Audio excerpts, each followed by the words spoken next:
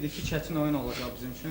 And I thought the first half, the home side were far the better team, you know. Yəni ilk yarıda ev sahibi daha yaxşı oyun nümayiş etdirdi, daha güclü tərəf idi.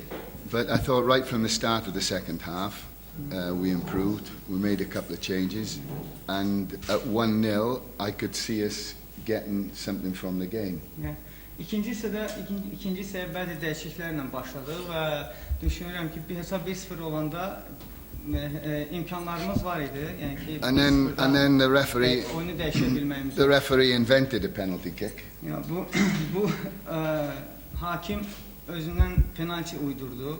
He seemed very, very keen to blow quickly, you know. Dərhal fit çaldı, özü uydurdu penaltini.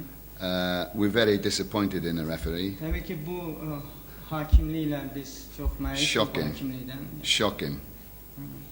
And of course the second goal finished us off, made it very, very difficult. Yes, ikinci goldan sonra artıq biz çətin idi oyunda dəyişiklik eləmək. But we're not in a good moment, Elva, you know. Təbii ki, biz indi yaxşı günlərimizi yaşamırıq.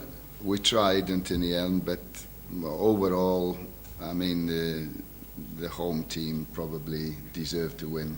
But I'm still bitterly disappointed at the second goal. Təbii ki, yəni ev sahibi komandanın qələbəsinə kölgə salmaq istəməzdi. Həqiqətən onlar düşünürəm ki, qələbəni haqq elədilər, amma hakimliklə bağlı çox məyusam. Okay.